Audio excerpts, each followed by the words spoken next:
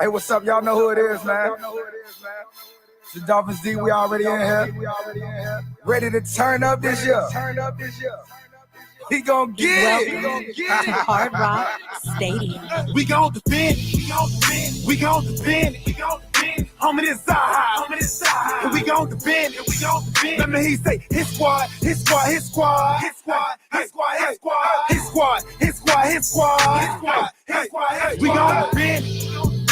gon' defend. We gon' defend. Homie, this side. We gon' defend. Let me hear you say, his squad. We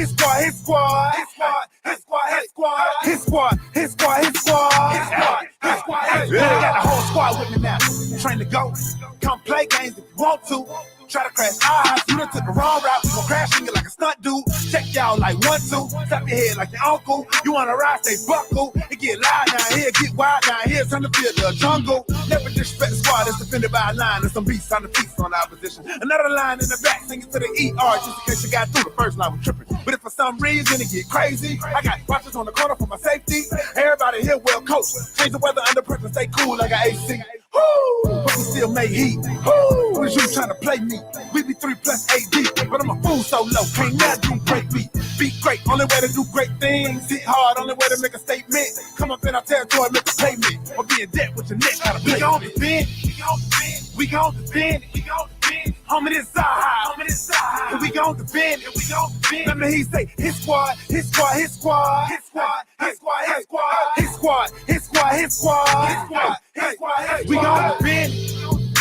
gon' defend. Homie, this side. We gon' defend. Let me hear you say, his squad.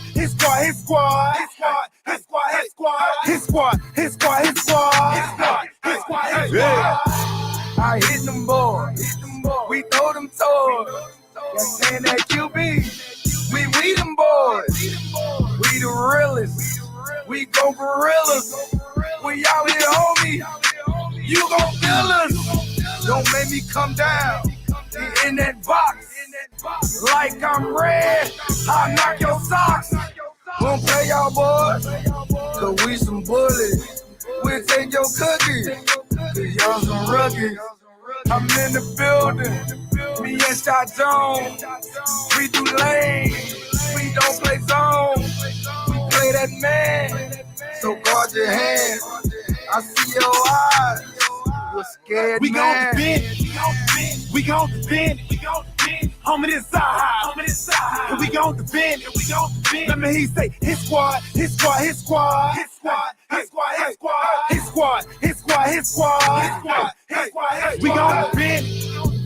gon' defend. Homie, this side. We gon' defend. Let me hear you say, his squad.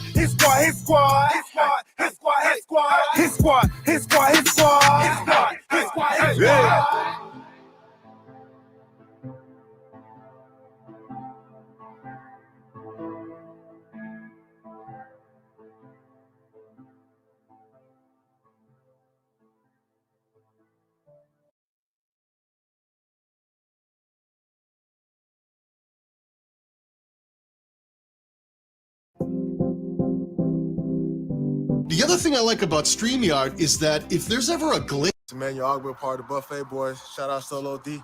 Shout out to DWA. Let's eat. Yo, Solo! You know they been saying you gotta make a hit squad part 2. But you know, man...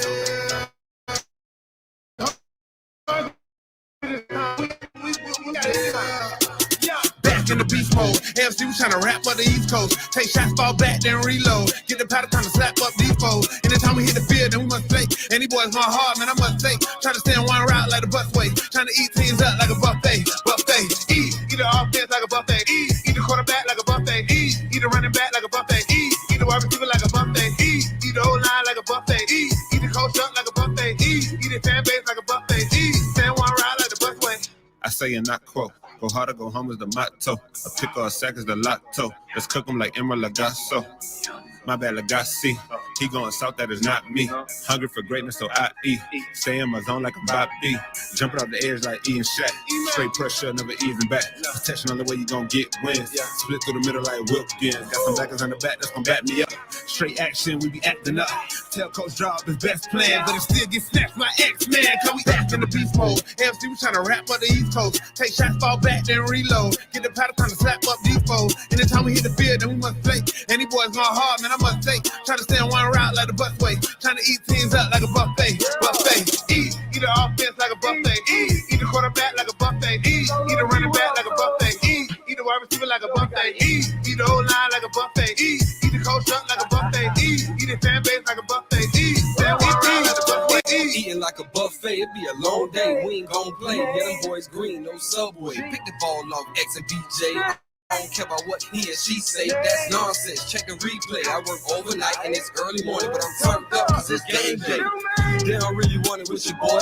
O-line really get destroyed. Ex-Patriot, Cal Van Noy. Put him on his butt, hurt hemorrhoids. What's a grown man to a boy? Jam him at the line, dare you to throw it. Discipline coach Brian Flores. Never getting rattled to the boys. Fans better pay attention, even social distance. I got a witness and you know we blitzing, but mind your business. Christian Wilkins on the line of scrimmage. Far from timid, push it to the limit, rev the engine. You know we gotta get it, Nick Needle. You know we gonna pick it, Van Ginkle. Take it to the business. Fins up till my life is finished. Say it with my chest cause I'm in it. A lie, no why, I admit it. New era, yeah, our division. A win streak, we just keep on winning. So I lose, tell them suck a limit. Bills with the Jets and the Winglet. Miami top dogs where you hit me. Back in the beast mode. AFC, we tryna rap up the East Coast. Take shots, fall back, then reload. Get the powder, time to slap up these foes. Anytime we hit the field, then we must play. And these boys going hard, man, I must say. Try to stay on one route like the busway. Trying to eat teams up like a buffet. Eat the offense like a buffet. Eat the quarterback like a buffet. Eat the running back like a buffet. Eat the wide receiver like a buffet. Eat the whole line like a buffet. Eat the coach up like a buffet. Eat the fan base like a buffet. Stay on one route like the busway.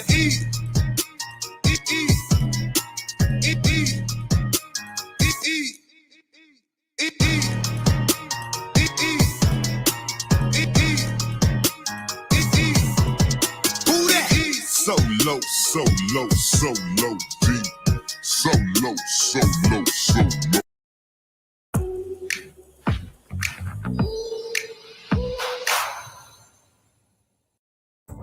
It's time to help people customize and save with Liberty Mutual.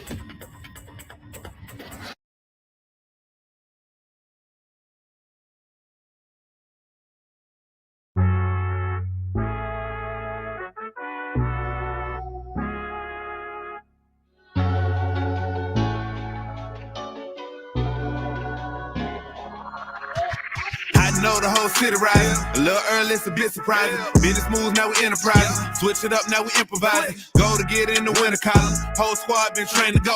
Fins for life, we throw the foe. Singing this just to welcome bro. To a time, to a time. Time to grind, time to shine. To a time, to a time. To a time, to a time. To a time, to a time. Time to grind, time to shine. To a time, to a time. To a time, to a time. My intuition told me this. To trust the coach, he holds the gift. He knowing when to go with fits. So we knowing when to switch. This year we got the golden pick. Time to see what that pick about. Bad vibes get sent out. Only fans up in this house. We been waiting, yeah, we been patient. Now it's time to cash out, no discount. Super Bowl, yeah, we en route. I don't know when, but it's close. I don't want to overhype, but I just know I like it. So excited, you gon' notice now. You should notarize it. They say tour from that rock. Shout out to Samoa and Island. Time to lay the smack down. You think you Dwayne Johnson. Time to be the people's champ. Hit them with the people's elbows. Stick together like it's Velcro. You think you could stop us? Hell no, all day I dream about sports. I think I need some Chateau custom with some darkest colors, just to let them know we here. Yeah, I know the whole city riding. A little early, it's a bit surprising. Business moves, now we enterprising. Switch it up, now we improvising. Go to get in the winter column. Whole squad been trained to go. Fins for life, we throw the foe. Singing this just to welcome bro. To a time, to a time. Time to grind, time to shine. To a time, to a time. To a time, to a time. To a time, to a time. Time to grind, time to shine. To a time, to a time. To a time, to a time. To a time, to a time. Really hope he the man. Hope we found us a gem. Like the Heat found Bam. Wanna take time to thank Fitz, cause he put on the show. But the young man up, and the whole city know. Time to catch all the blessings. Cash out on the investment. Ball out, don't choke. Fins want all the smoke. Chris Gregg gave hope. Coach flow like spoke. Dan Marino still the GOAT. But to a man on go. Watch to a man throw. Watch to a man scope. Watch to a man dish shoes that we never ever seen before. Fans up, let's win. Boy, I'm ready for a ring. Maybe 3, 4, 5, 6. It's damn week, use 10. I know the whole city riding. A little early, it's a bit surprising. Business moves, now we enterprising. Switch it up, now we improvising. Go to get in the winter column. Whole squad been trained to go. Vince for life, we throw the foe. Singing this just to welcome bro. To a time, to a time. Time to grind, time to shine. To a time, to a time. To a time, to a time. To a time, to a time. Time to grind, time to shine. To a time, to a time. To a time, to a time. So low, so low, so low. So low, so low. Stand out and connect with customers on Google by claiming your free business profile.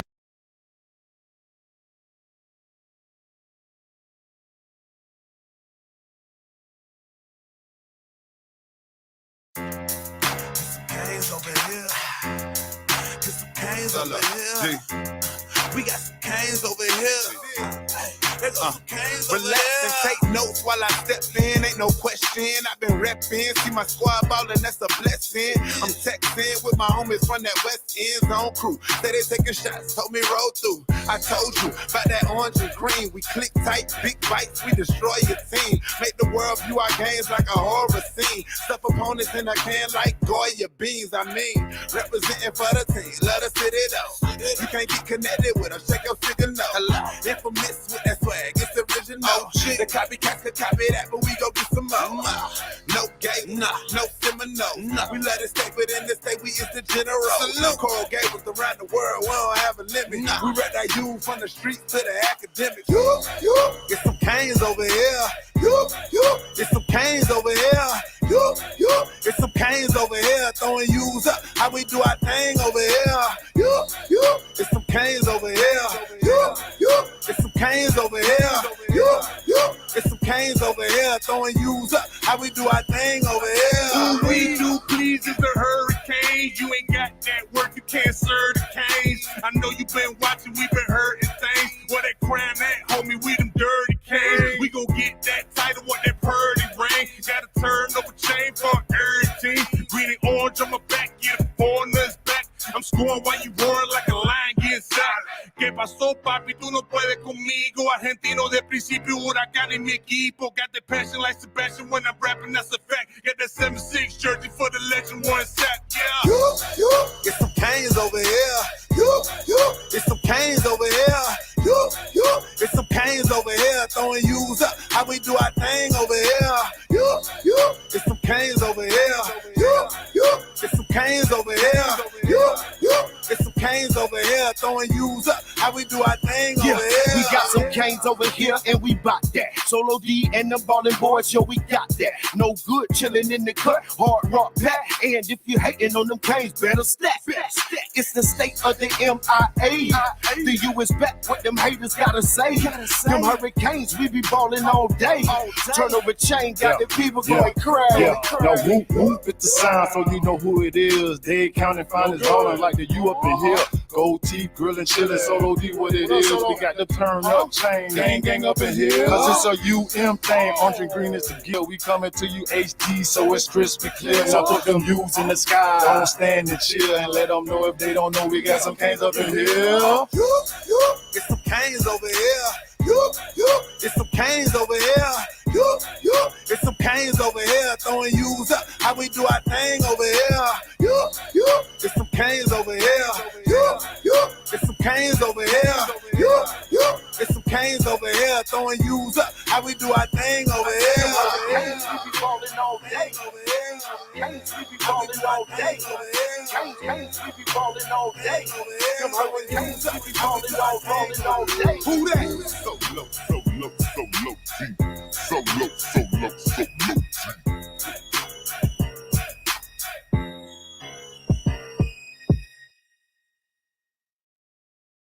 Hey, it's me, your skin. I'm burned and craving hydration. My secret? CeraVe.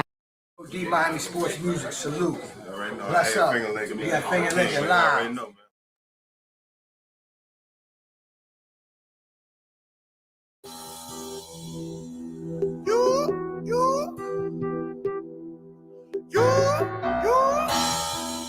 It's Kane over here.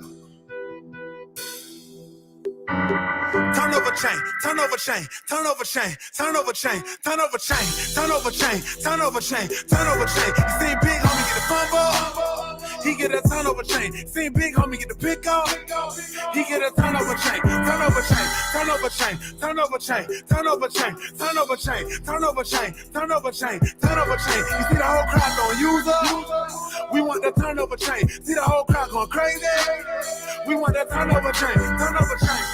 Turnover chain is deeper than jewelry, deeper than blink. It's deeper. See, this is our thing, and you as the team is strictly for Kane. Invented the swag, you rented and brag, but we want it back. Let me get that.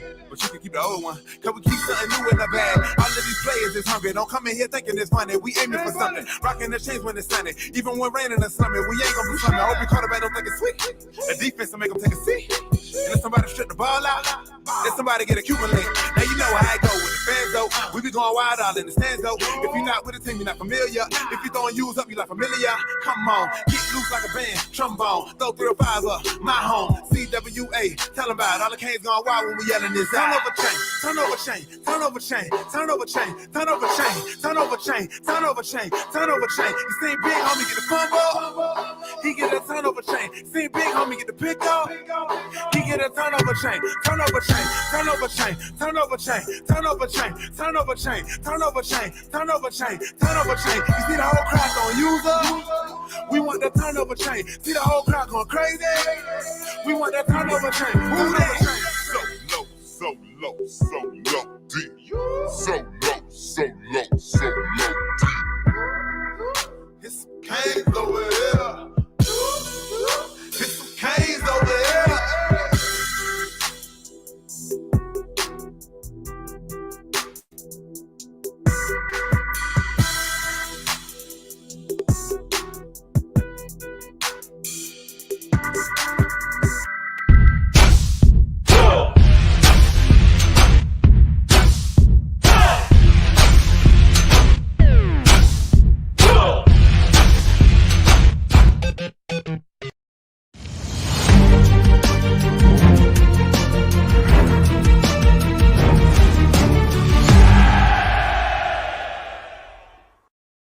Hey guys, I'm Danny Johnson, CEO at TPP, The Positive Porpoise.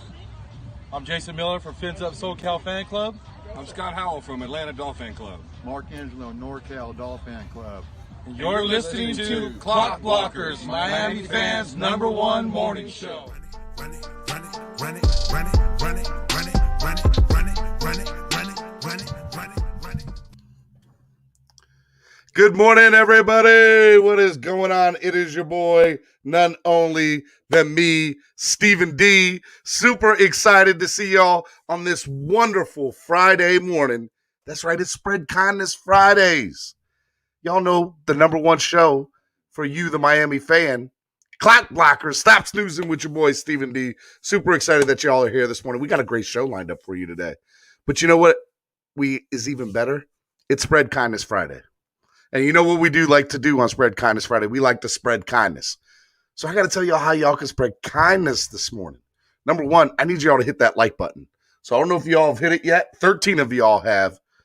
But come on, man, let's hit that like button. Let's share this link. Let's grow it. Let's expand it. Let's let people know what time it is and what day it is. So let's have a good time with that. Hit that like button. If you guys haven't subscribed already to the channel, do that now. Go to the YouTube homepage of Miami Sports Music. Type in Miami Sports Music on YouTube. You'll see us. Hit subscribe. And then right next to the subscribe button, you'll see this little bell, right? And this little bell, if you look at the top right here, it has this little bell notification thing. What you're going to do is you're going to hit it. And what it will do is it will allow you to get notified anytime Miami Sports Music gets up, going live. You know what the deal is, and you know how we do. So make sure you guys do that today. All right. Other thing I need you guys to do. It is Spread Kindness Friday. So today's goal during the live stream is 100 likes. Can we get to 100 likes this morning? Can we make that happen? Let's get to 100 likes. Let's get to 25 single donations. The week's goal is 100 donations. Any single donation of $5 or more gets you automatically entered into Pick Your DWA Swag giveaway. Could be a hat, this fly hat right here. It could be a DWA shirt. You know how DWA does. Are you a Dolph fan with attitude? I know I am. Are you? That's all we need to know. So, yeah, also today, if you look at the right here, you're going to see, use the hashtag Dolphin Chat, hashtag Clock Blockers, because you know how that kind of stuff goes. We want to be able to use that. So use those two hashtags when you're doing stuff today. Now, later today, when we have our good friend, Mr. Xavier Scruggs on, that's right, that is today's guest. We're talking some baseball today. We're going to talk some Major League Baseball. We're going to talk some Miami Marlins. We're going to talk about social media, podcasting when it comes to baseball. It's going to be a good time. So today, you guys can use the hashtag Marlins Chat, hashtag Clock Blockers. That's right. We're going to be doing that today. That's going to be such a good time. So make sure you guys don't miss that, because you know what? I need you guys to be able to let people know, hey, this is how we do our thing. All right. So other thing I need you guys to do today is I need you all to give me a warm welcome for this gentleman that I'm about to have come on right now. He comes on every Friday, but you know what? He's no regular co-host. The man that you guys know from East 32, and I'm not talking about Atlanta. I'm talking about tailgates. So let me go ahead and bring in my man.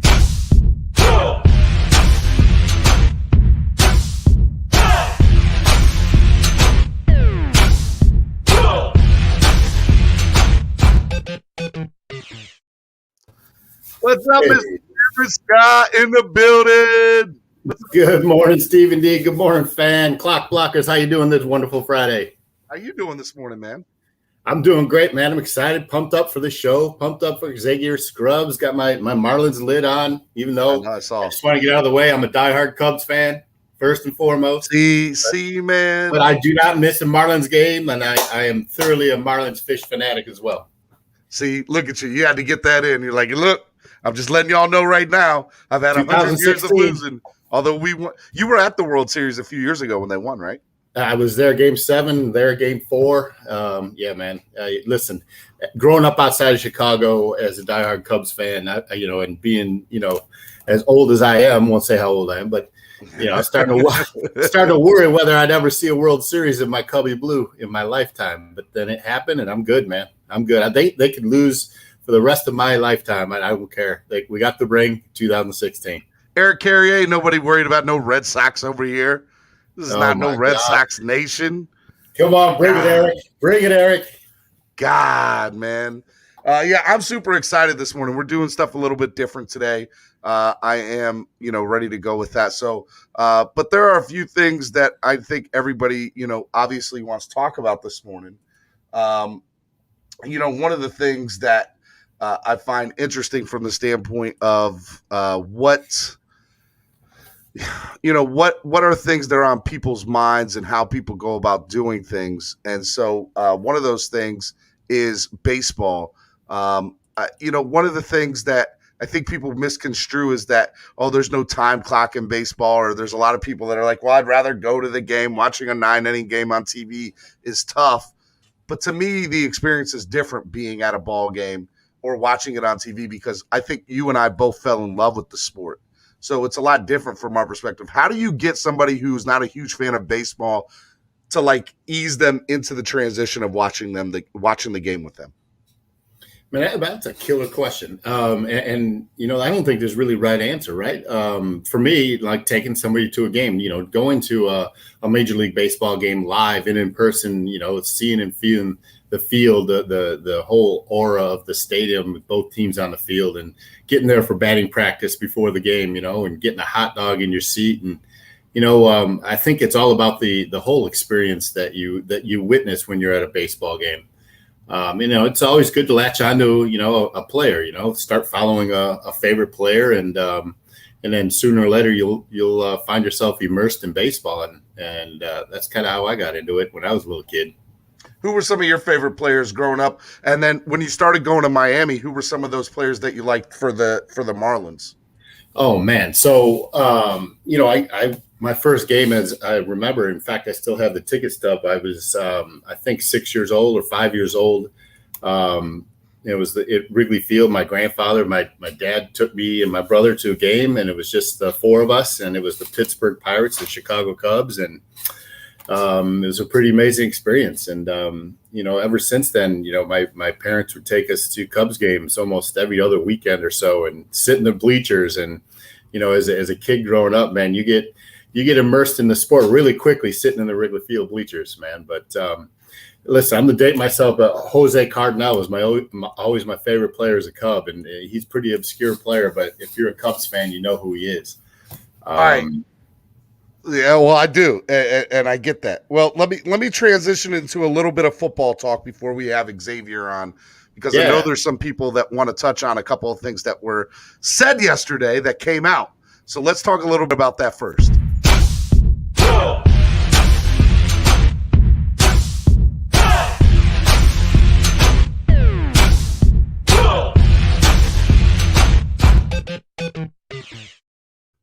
So yesterday, this little thing came out from Jay Cutler, was being interviewed on like a Barstool show up in Chicago, and it basically said, "I didn't want to play for Miami, to be honest." Kristen, who's his soon to be ex-wife, he's currently going through a divorce with her now, was basically like, "You need to take this job." So we basically gave him $10 million a year for 1 year for something he had no desire to do. So it was funny because I already had this as a topic to talk about. And early this morning, I wake up to find you sent me this, which means that a lot of people want to talk about this. What are your initial thoughts when you saw this? Man, I am pro Jay Cutler all the way, man. And if someone give me $10 million just to do what I do naturally and go through the motions, I'm taking that $10 million at the end of my career. Listen, it's no fault of his, man. Really. I mean, if Stephen Ross wanted to pay him $10 million, then that's on the Dolphins. Honestly, he came in here and he slung it around real good during OTAs and camp, made everybody think he was a believer, and then just went Jay Cutler. all Jay Cutler on him. Which is definitely, something from the standpoint of, hey, all I could picture when he first came on was the cigarette in his mouth. And it was weird. Real quick, I want to give a big shout out to Estephen with the $5 donation this morning. Good morning, future champ. Speaking life into that ship as we speak into existence. Super Bowl champions are upon us. # spread kindness. Love it. Eric Carrier, that guy up north, says, "Don't be talking smack about my socks. I'm still buying stock in Marlins, though, guys. Love you both. We love you, too, even though you're a Red Sox fan. We don't hold that against you." Estefan says, "As you come in, punch that like button, okay? Punch it." Look, man, when I first saw this little meme, this little article from yesterday about Jay Cutler, it pissed me off, man. I'm not even going to lie to you. It pissed me off because I don't think I wanted him to begin with. And then to get him at, like, he was required to get $10 million a year. Like, come on, bro. Like that's just, it's almost like if you're doing something and, all of a sudden you see a guy like Eric Carrier come on and, he starts talking back like, "Hey, I need this much. I don't really want to play for you guys, but I need this much." Listen, Eric, what's up, brother? You give me $10 million, I'll run out of Gillette Stadium in a Patriots uniform and kick field goal. Right on, brother. Right on, Eric. Man. 100%. I hope you get killed for that in the chat box this morning. What's up, buddy? About 10 million. Maybe it's easy to say because it's coming from, someone like us who's not a pro, doesn't have pro money. But we're talking $10 million for 16 weeks. I mean, I understand why his wife said it. Because she knew what was coming down the pike and she wanted half of that $10 million. That's what. What's funny is he's about to get her. Like, I saw the divorce papers. He's about to. So she made more money. He's filing for like alimony, and like there was no prenup, so he's gonna be able to go after her money. More power to him. I hope he gets every cent he deserves. Yo, I thought it was crazy that happened. Unbelievable. You know, it was funny though. Do you think that that was a Gase decision? Like, do you think Gase knew that he didn't want to play? No, but Gase needed to cover his ass and bring in a quarterback that he worked with in the past. Remember, he worked with Cutler in Chicago. You know, and he was comfortable with Jay back there as opposed to whoever else we had at the time. I don't even remember. But I think Tannehill was coming off injury, right, or something like that. I think so. Is that right, Eric? Do you remember? Yeah, it was the season where Tannehill was supposed to start, and then it turns out the treatments that he did on his knee weren't working. So then all of a sudden they were in a panic to replace Tannehill because he was going to miss the season. Yeah. And you're right. And they brought in Cutler like at the last second, and $10 million made him come down to Davie, Florida. And I remember like Omar Kelly talking about, wow, the zip on this guy's ball, because, you know, Omar was a Tannehill hater from day one. But listen, it was either Brock Osweiler or Cutler. Yeah, and listen, we got both that season, didn't we? Hey, Jay Cutler gave us a lot of fun times in Atlanta. I'll say that much. Absolutely did. All right, one more thing that also came out while I still have you up here, Eric, is this was a little crazy too. So, top 20 wide receiver duos. Do you notice anybody missing off there? Well, the problem is he didn't have a duo. I understand. It was just Parker. Bro, come on, man. What are you gonna pair him with? Devontae Parker. You don't think Mac Parker and Waddle should be on this list already? Yeah, but they haven't done anything in the NFL yet. Like Waddle hasn't even taken a snap in a game. So how are you going to put him on this list?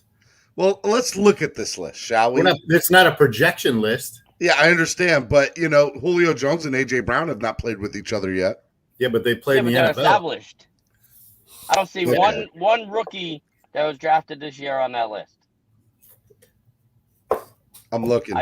I see duos from last season, or I see veteran players joining veteran players. Yeah, Eric is correct. I don't see, you could argue Diggs and Beasley don't belong in the top 10, I wouldn't say. They're not better than Beckham and Landry. Tyreek Hill and Hardman deserve to be in the top 10. Well, Stephon Diggs and Cole Beasley. I think Stephon Diggs, though, is better than Beckham and Landry together, which is why Diggs is up. Yeah, well, they also have a guy who's got a bigger arm throwing him the ball. That's true. But Dolphins fans can't complain at this. Who are we going to put up? Could you argue maybe? Eric froze. Yeah, but I continue his point. Like, until there's a full season of productivity from, any duo on this Dolphins roster in the wide receiver room, you can't legitimately put anybody on that list. All right, I hear you. I don't want to believe that. I think at the end of the day, what I want to do is know that I think the Dolphins are there, and to see them consistently get killed in the national media, and then not get any love on like stuff like that, it just kills me a little bit, man. Because I don't think they deserve it yet. I think they've done nothing but try to prove themselves, and I understand they haven't had anything to show proven except overachieving in a rebuilding process, right? And I think that counts for something, don't you? Not top 20 on the field. Okay, that's fair. I disagree, but that's fair. I mean, I think. Now, do I think by the end of this season they'll at least be in the top 20? Absolutely. I think Fuller and Parker is who are you going to see up there? All right. Enough Dolphin talk for this morning, man. We got to get ready for the next big man to come on. So let's get ready for that. Without further ado, let's get ready for our guest this morning, shall we?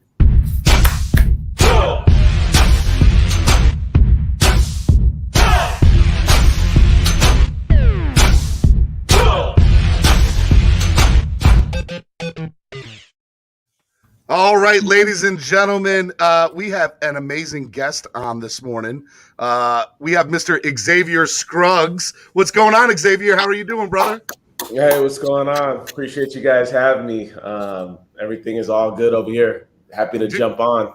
Hey, man, I know it's early in the morning. You got your cup of coffee. You ready to go? Because we're going to go on a roller coaster ride this morning, man. Yeah, I got to get the coffee going early. I got 2 kids, a 3-year-old and a 1.5-year-old running around here like crazy. So I got to keep up the energy just like them.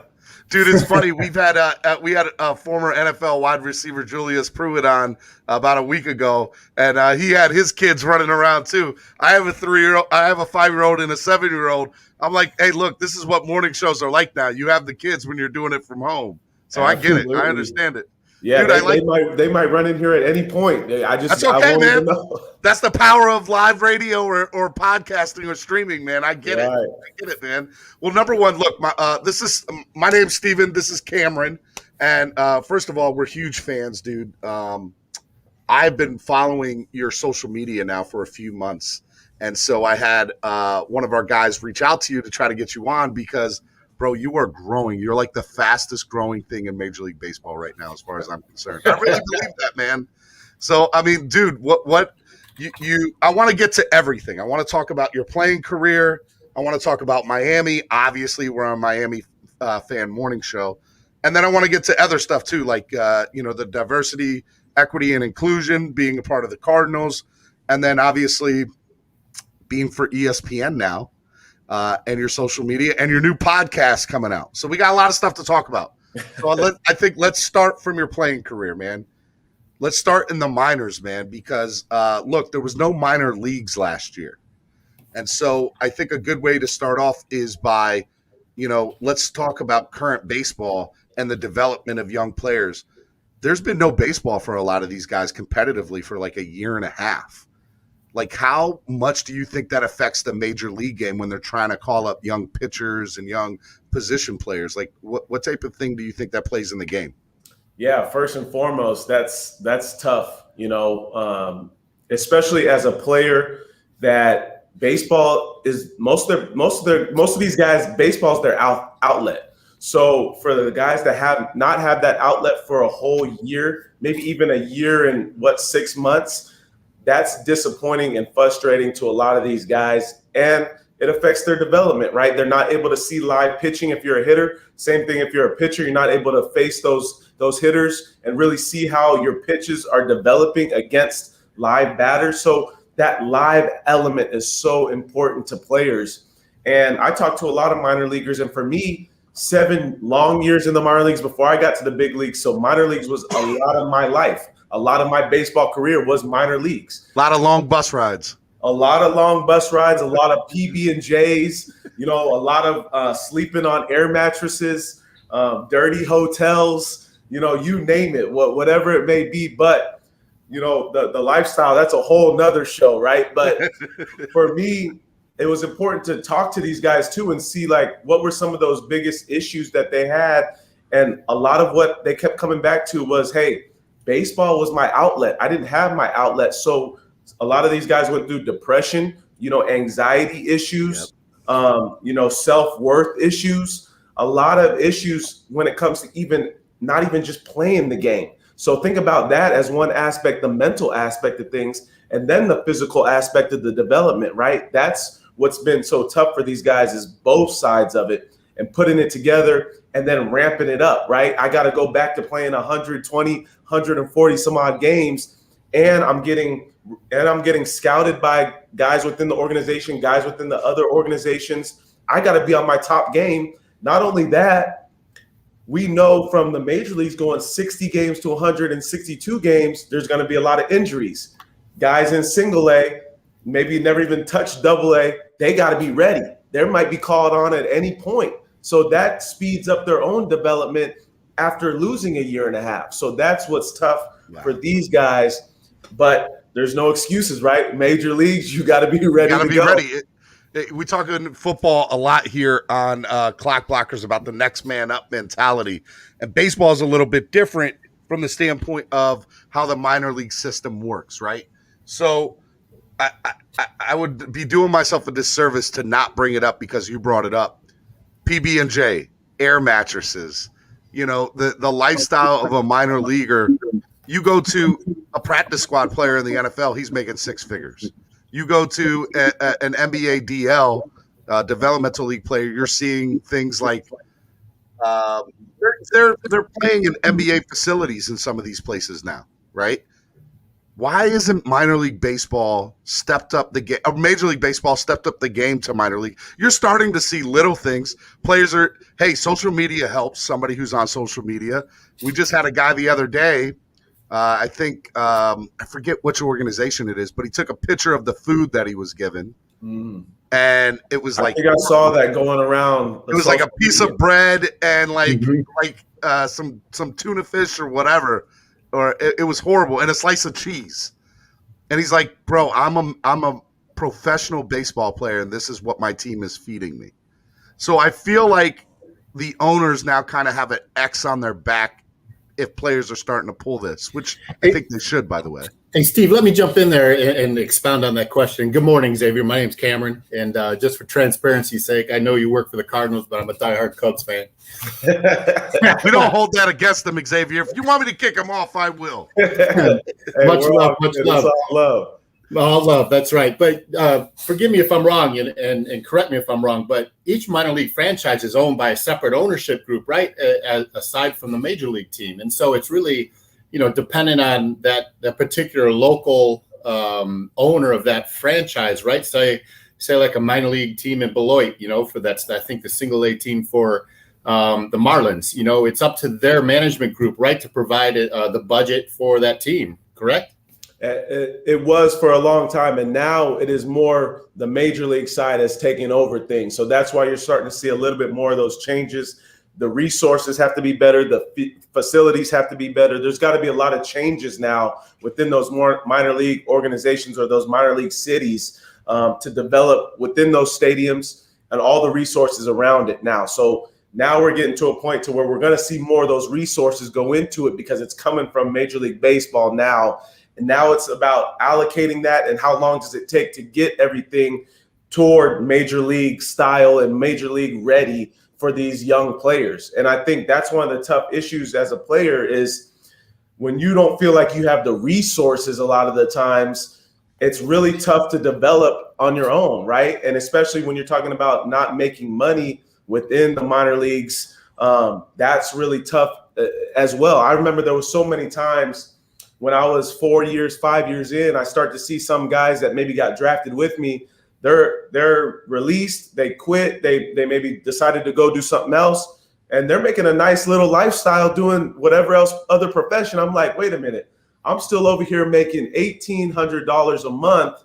Something doesn't seem to be adding up right. And the funny thing is everybody's like, oh, you live in the glamorous life. Yeah. For the Cardinals, like, you doing your thing, and I'm like, man, I'm struggling to go buy myself a haircut, Right. So that was some of the stuff that you think about as you grind through the minor leagues. It's more about the resources. Obviously, the pay isn't the best, but at the same time, you have an opportunity. If you keep grinding, if you know within yourself that you have the ability to be at the top, you got to keep grinding it out. You really, there's no excuses when fighting for something that you've dreamt for your whole life, right? Even if the resources aren't there, there's people that go through certain jobs that want to get to the top of their job. And a lot of times they don't have all the resources they want. So when we talk about the minor leagues, that's a similar situation. But now we're hoping to see that some of those resources are put into those guys because you're talking about an investment in guys that you expect to be one day at the major league level. There has to be a better investment from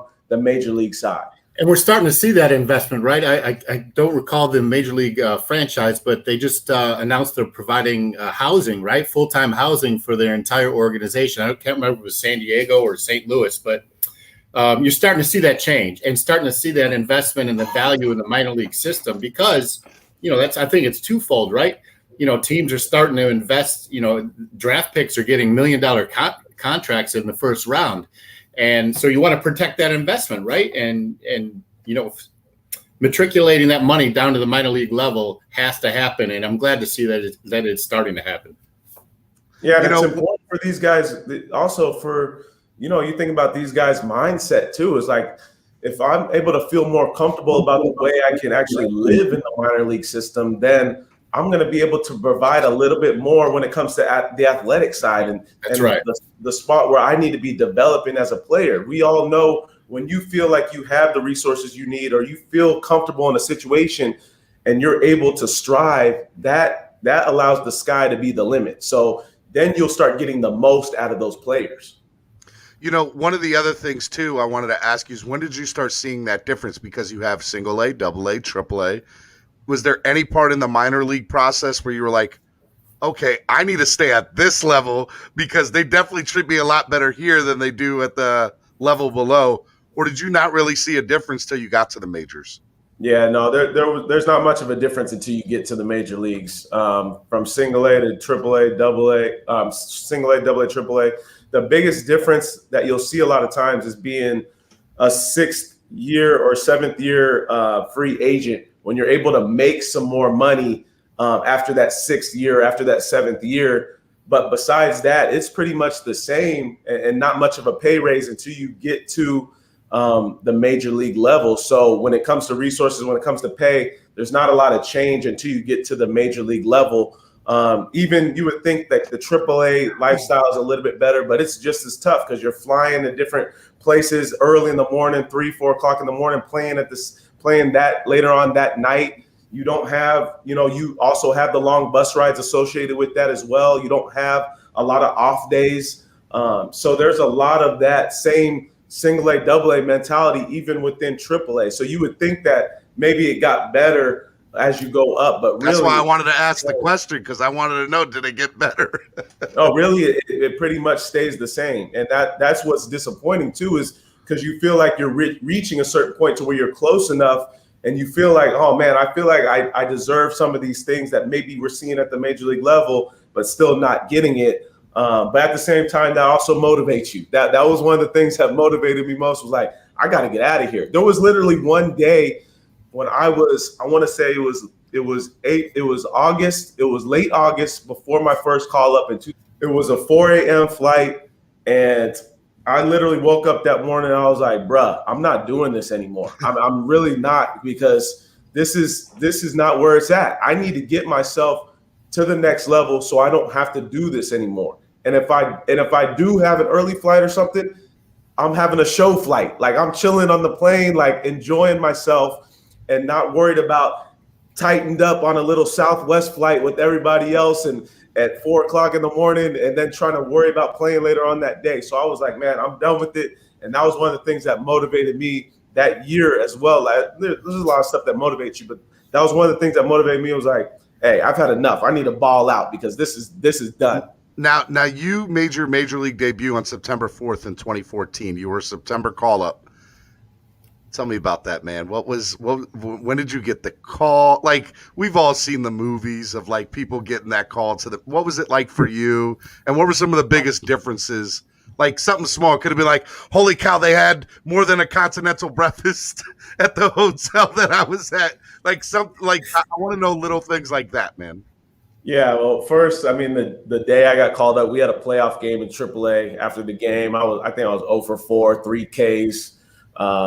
Hey, manager wants to see you in the office. I'm like, oh man, here we go again. He's gonna chew me out, swinging balls in the dirt. Not having good at bats. Pop Warner, the third base coach of the Cardinals now, was my manager in AAA. So I go into the office. The farm director's there as well. I'm like, oh man, I must have really messed up. What did I do? And I get in there, and the farm director's looking at the manager's looking at the farm director. They're like, hey, you gonna tell him? You gonna tell him? I'm like, whoa, what's going on here? And finally the farm director's like, hey, you going to Milwaukee? And I was like, going to Milwaukee? Did I just get traded? And they're like, no, the Cardinals are in Milwaukee right now. You going to the show?" And I was like, "Let's go. We're going to the show." And because for me, like I had always grinded, but it had been 7 years, and it got to a point to where I knew I could be there, but it was like, man, am I going to get that opportunity or not? And finally got that call. Had to call Pops first because he was somebody that was really influential in my baseball career. One of those guys that no matter what it took, whether it be taking me to the cage, 10 p.m. at night, or getting up early with me, flipping me baseballs, whatever it may be, had to let him know first, and then called my mom because my dad was actually on a business trip. Then called my mom. She was juiced, crying and everything on the phone. And then my girlfriend at the time, who is now my wife, Jessica, called her as well. And just, what it was is one of those moments that you've worked so hard for something your whole entire life. And if you think about it, a dream that people have is amazing, but only a certain amount of people get to actually chase that dream. And then a smaller percentage even get to that dream. So for me, it was all in fruition of the hard work that I put in, the mental aspect of staying grinding with it, the physical aspect, the spiritual aspect, which is huge on my part. Faith is a big thing in my life. So all those things in accumulation allowed me to have an opportunity to get to that level. And not only did I feel like I was worthy of that because I had put in the work, but also I felt like, it was an opportunity for me to show my family and those around me how much that they've supported me, and that it wasn't for nothing, right? They've supported me this whole way, and it's been a chance for me to get to where I needed to be. And what about that little thing? Come on, there had to have been something where you were like, "Oh man, this is so much better." You remember Moneyball? Moneyball's got a really funny thing in it where David Justice's character is like, "I can't get a soda out of the soda machine," and they're like, "DJ, it's $1 for a soda." $1 for a soda? Like, come on, man. So, like, was there something small where you were like, "Oh, this just makes life so much better"? Well, we talked about almost that resource factor and the financial factor with the minor leagues. But once you get to the big leagues, like, everything is paid for. Like, I remember having to buy like bats or something that's really expensive, right? So I'm buying my own wooden bats, and those things break all the time. And then when I get to the big leagues, all of a sudden 24 bats show up in my locker, and I don't even go through 24 bats throughout a whole season. So I'm like, yo, this is where it's at. The fact that I could be able to start getting equipment and not have to pay for it myself, or having my agent or take it out of a certain allotment, that was huge for me, because I felt like, it's like somebody allowing you to be comfortable, taking some weight off of your shoulders. And then the big thing, looking at that first check, my guy, I'm looking at that thing, I'm like, woo, we going to party tonight, son. Somebody messed up, because this is supposed to be for 2 weeks. No, this looks like my 7 years of minor league baseball right here in one check. Oh man, that's crazy. That's amazing. Go ahead, Cam. Hey, let me fast forward a little bit to some Marlins talk, because you came over to the Marlins, played 24 games, but that 2016 team had some crazy characters on that team, man. And what was it like? Like, you had Stanton and you had Yelich and you had Ozuna, but Ichiro, man, was in the house, and you had Jose and man, Justin Bohr, I think is why you came up. He was injured, if I'm not mistaken. Yeah. But talk to me a little bit about that team and Barry Bonds, and what it was like to be coached by him, if you could say anything positive. Man, first and foremost, that was one of the most amazing squads I had ever been on, as far as like talent wise and up and coming talent. Yeah, I never played with a bunch of guys like that, from Yelich to Stanton, Ozuna, Real Muto was on that team. You said Ichiro as well. Crazy squad. It was nuts. Jose Fernandez, D. Gordon, Martin Prado, man, who is a legend. Gold Glove, Prado. I mean, you're talking about a serious squad right there. And then the manager, Don Mattingly, Bonds, the hitting coach. You're talking about Lenny Harris, third base coach, all-time pinch hit leader, Perry Hill, has so many gold gloves under his belt, first base coach. So just Legend. so many great baseball minds and so many talented players. It was amazing for me. I almost felt like, man, if this is what it takes for me, I got to step it up another level. Because I'm looking in batting practice, and I'm seeing Stanton launch these balls out. If the stadium was open, he would knock them out of the stadium. I'm saying, man, he's doing it on command. And so for me to be able to take batting practice with a guy like that and just be able to learn from a guy like Barry Bonds and listen to how he thought about the game totally different than everybody else. That's what made him so special, is because when you listen to him, he didn't think like everybody else. He thought totally different. This guy approached the game totally different. And that's usually what makes the greats better than everybody else, is their thought process, their mental capability. And just being able to listen and learn a lot of that stuff made me think about the game in a totally different perspective. So for me, I felt like he was really one of those coaches. A lot of times you hear about those greats that aren't really able to convey their message as far as coaching goes because they were so naturally talented. No, this is one guy that was able to convey the message, and it was every single day, and it was a lot of energy. I loved working with this guy. I mean, somebody that I looked up to obviously for a long period of time, but just being able for him to be down to earth was amazing. And just being able to learn those little things. I mean, this guy broke it down to where, like, and you hear it a lot of times, but he didn't think about hitting the baseball. He thought about just finding a way to catch the baseball with his barrel. And if he was able to stay balanced and be able to catch that ball, he knew his explosiveness was going to allow him to drive the baseball. So for a lot of us players, we think about, okay, I need to get to this baseball. I need to hit this baseball. He was thinking about, no, my barrel is almost like a catcher's mitt. And how do I catch this ball as quiet as I can, allowing myself to explode through that baseball? So just little stuff like that allowed me to remember, okay, this is why that guy was so great in doing what he did. You know, I think I'm so glad that you talk extensively about Barry Bonds, because I think he's one of the most misunderstood players, and rightfully so. You know, he kind of brings some of that on himself, but as a player on the field, I think in my generation watching him play, there was none better. I mean, it was Ken Griffey and Barry Bonds, and the things those two guys did on the field were just uncanny. And so I'm glad you brought that up. I want to ask you, what was it like having Ichiro in that? I mean, the guy is, you know, a Hall of Fame baseball, you know, immortal, and being around him and his, you know, legendary work ethic. How was that? And was he, did he play any part in getting you connected overseas?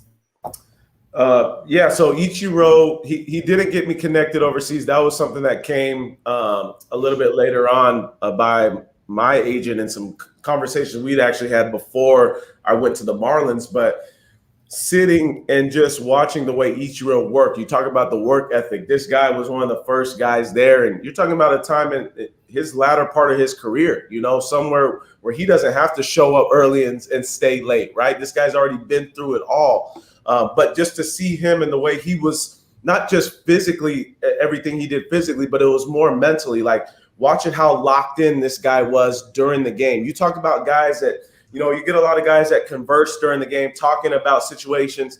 A lot of times Ichiro, he would just be sit back, like laser focused in the game. And for me, I had to ask him, like, Ichiro, why are you, you know, so focused during the game? Don't you feel like maybe you want to loosen up a little bit? You feel like you need to have conversation? He's like, no, I don't want to miss one pitch within the game that can cause me an opportunity at the plate or defensively to make an impact in this game. So for me, that just told me right there that this guy tries to stay locked in on every single pitch. You're talking about over 300 pitches a game, whatever it may be, because he knows in that situation that he's in, maybe not an everyday starter, but he's going to impact the game in some way. And he doesn't want to lose any information that can help him be a player on the field that can have that impact. So for me, that told me as a young player, yo, I need to be more locked in. And I need to be looking at different situations like Ichiro. He talked about looking at different situations within the game, not just focus on, hey, what's going on with the pitch and what's the hitter swinging at? No. What's going on with this right fielder over here? Is he able to get to a ball in the gap? Can I go first to third on him? Can I take an extra base on him? So so many of those little things Ichiro was locked in on. And that was huge for me to be able to learn about that as a younger player. All right, man, let's switch gears a little bit because there's like 3 more big things I want to talk about. I want to talk about the diversity, equity, and inclusion with you and the Cardinals. I want to talk about social media. And then I got to talk about Major League Baseball and their marketing. So I don't know where you want to go first because I think all 3 are very important. Let's go. Let's talk about diversity, equity, and inclusion. So you are the representative for the St. Louis Cardinals. Explain to me what that means, what comes with that, and what's all involved. Yeah, definitely, man. For me, it was a situation. I'll take you back a little bit. Last year, I still wanted to play in 2020. I had come off a season in Mexico and had a lot of fun there, thinking about either returning back there or getting an opportunity back in the States. But I actually tore my Achilles last year, early in the year. And while I'm rehabbing, I see a couple of different things. I see, obviously, the pandemic situation going on last year. I see political situation going on last year. I see a lot of social injustice issues that we're fighting. And I'm sitting back and I'm looking, and we have the Players Alliance come up, right? A lot of the African-American players have come into a group text, right? And talking about some of those issues specifically. And not a lot of resources, not a lot of education coming from the organizational side for multiple different guys and multiple different organizations. And I said, you know what, let me learn more about what's going on when it comes to diversity, equity, and inclusion, because I feel like this is an important issue, especially within 2020 and then moving forward, right? And I noticed that for me, I started to have a passion about learning more about it. So learning more about diving into other people's perspectives, learning more about celebrating people's differences, helping people to feel like they always have an opportunity to succeed. Those things started clicking with me. And I said, you know what? That's what a lot of minor league players and major league players within our organization need to be hearing more about and being educated about. And then the big thing for me was using your platform as a player. I thought those things all tied in together. So took some human resources courses through Cornell, took some diversity courses, DEI courses, and really wanted to dive into that, became certified within it. And I approached Mosaic and asked him, hey, do you guys have a diversity person, a diversity and inclusion consultant, or somebody within the organization helping the players, coaches, and staff kind of be educated on current events and what's going on in our nation, and then how to use your platform? And he was like, no, X, we don't have that. We currently right now, we're trying to knock off positions. We're trying to cut back. And I said, okay, well, that sounds good. Let me know if there's something that I can do in the future. And he called me back and he's like, X, this is a position that we need. Would love to have you join the organization. And for me, it has started a lot with learning about the organization, learning about the ways that they are able to help their young players feel like they have a voice, right? So a lot of young players don't feel like they have the voice, or feel like if they have a voice, it's hard for them to use it within the organization. So whether that be positive issues, negative issues going on in the organization, racial issues, ethical issues, all of that stuff, gender, whatever it may be, I felt like I could use my platform and help a lot of those players because I played the game. A lot of times you hear information coming from people that never played the game, right? So I said, maybe I can help bridge that gap. If there's something that the media communication team is trying to let these young players know, maybe someone who's played the game can help bridge that gap. So it's been a lot of that learning, mentoring young players, going and visiting the other minor league facilities and seeing, hey, just talking to these guys about, hey, is there any issues you got going on? What can I help you with? Can I be a resource to you? So it's a lot of just diving in one-on-one with a lot of these players, and then also allowing them to receive content of current event issues maybe going on in our country, and then just talks. I'm using a lot of podcasts to allow them to have some content showing, hey, what are some of those things we can do to celebrate diversity, equity, and inclusion? So it's been something really cool for me, and I've been excited about the position with the Cardinals. You know, you touched on something that I thought was very interesting, and it's a great kind of segue. I don't want to leave away from this topic, and I know Cameron wants to touch on it. But I have to ask. So, you bring up one of the things about the players having a voice. Major League Baseball, I'm going to call a spade for a very long time. They want to be the thing that's out in front. And it's about the game. It's not about the individual players. And I get that there is some truth in that in all of sports. But we have to realize that it's a business. And how do you sell your business? You market it. I love Trevor Bauer. I don't agree with half of the stuff that comes out of his mouth, but I love that he steps up and is somebody who's actively willing to talk about Major League Baseball or talk about the things behind closed doors out in the open. And I think that he's the guy that's going to get bloody going through the door first on something like that, especially with social media. And I look at you and I look at your social media and I see how you're starting to do stuff. And it is very different from the way Trevor does it, but it's also, again, it's unique. It's something you don't see from a lot of Major League Baseball players. What is Major League Baseball and all this saying? Because I feel like they're saying one thing out in public, but behind closed doors, they're saying something totally different. Give me, I'm going to put you on the spot. Give me the perspective of this. Yeah, I think a lot of it stems from both sides, right? So Major League Baseball has to continue to find ways to promote and market the players.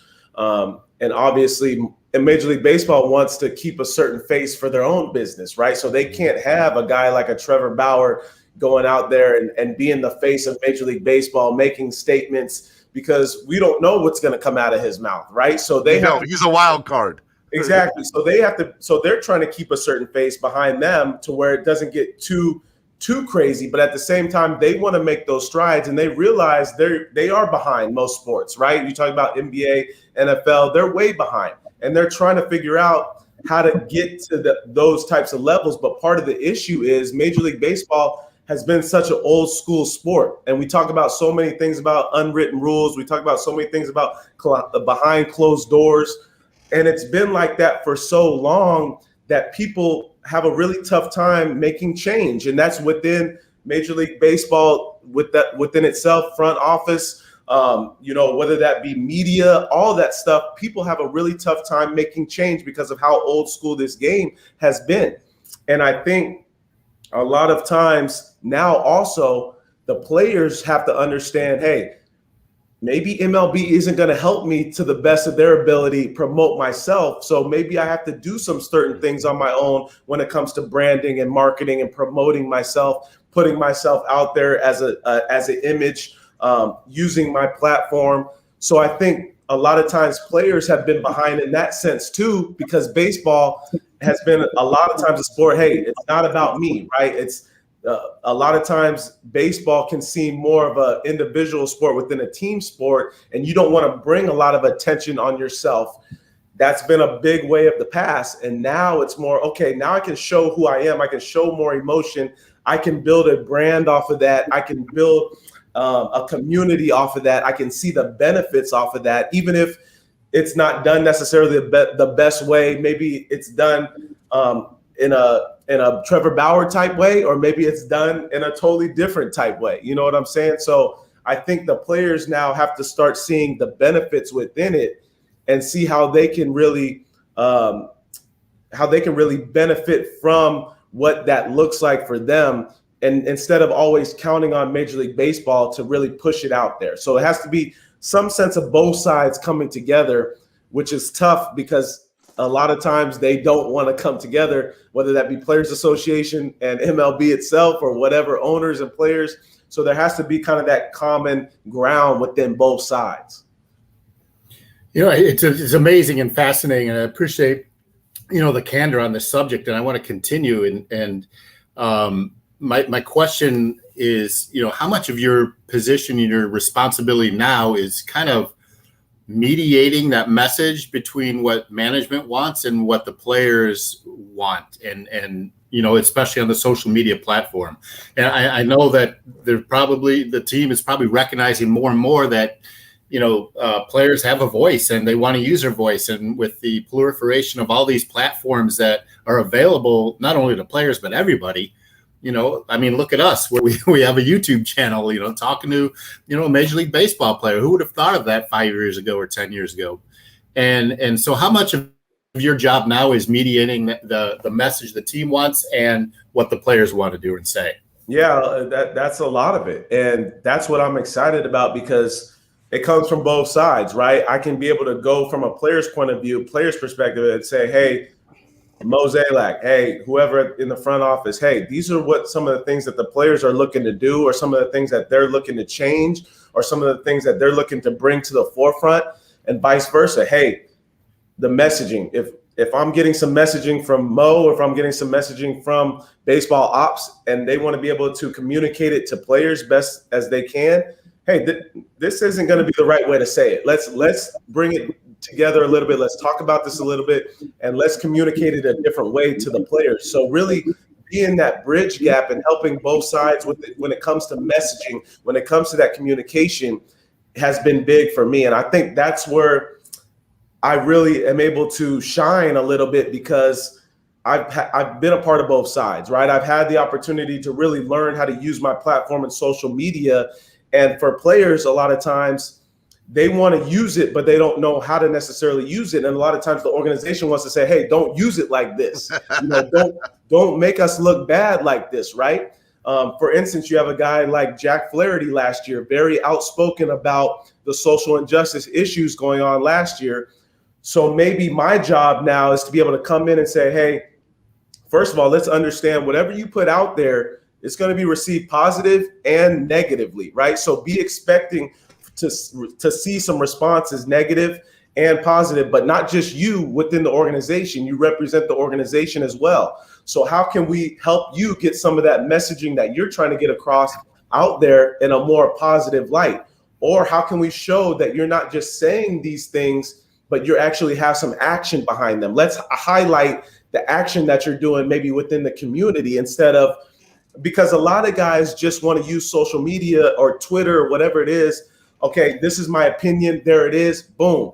No, but I want to see action behind it. I want to see your ability to use your platform in a unique way. Everybody can just put some words on Twitter or put a picture out there on Instagram or whatever. But no, I want to see action behind it. And that's, for me, that's what I'm trying to help these players understand. That's how you influence your community around you, is with action. You don't, I told these guys, hey, try to influence your community without this thing. Try not even to use social media. That's influencing your community. That's using the platform that you have. Man, big props to you for recognizing, the need for that in Major League Baseball, and specific to the Cardinals organization. Big kudos. How many other organizations have a position similar to yours? Honestly, I don't know if there's any others. Not yet. Not yet. Yeah. And that's my goal, right? Is to be able to highlight some great things the Cardinals are able to do that way. Because another thing too is, like, when we think about diversity and inclusion, we think like so negatively a lot of the times, right? Like whether it be social media, whether it be, we're trying to push a certain ethnicity or a certain number into the organization.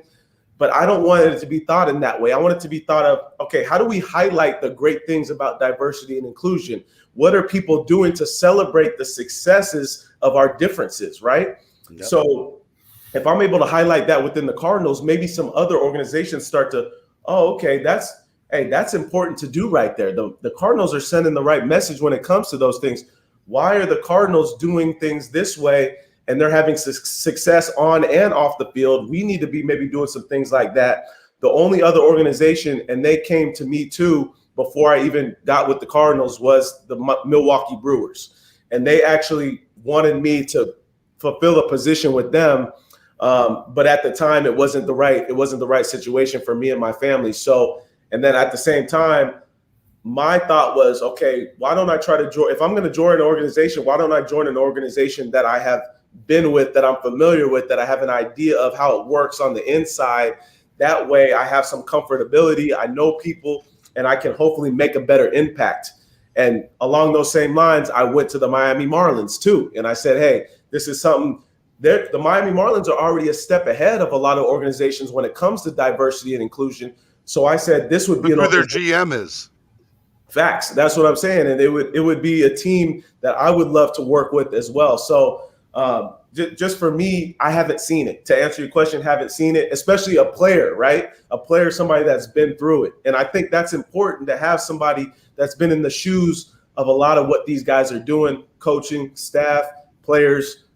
I've been there. You know, I'm glad you didn't go to Milwaukee because I think you saved yourself a lot of headache. Because I think you'd be managing one left-handed reliever's social media the whole time. Hey, this is the number one. No comment.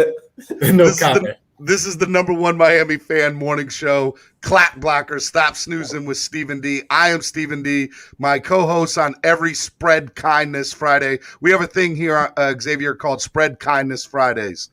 So we always try to be positive or talk about something that has to do with kindness. And so we're a big thing about that here. So the fact that we have you on today is great because I've gone through your social media, man, and you're such a family man.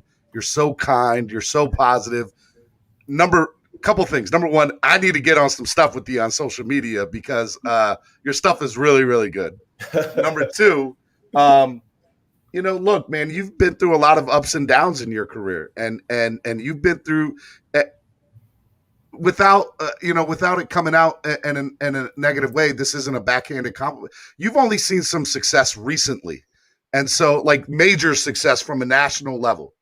So you're just now starting to reap the rewards of the work that you've put in, through social media. You're now doing stuff on ESPN. By the way, shout out to you on Wednesday night.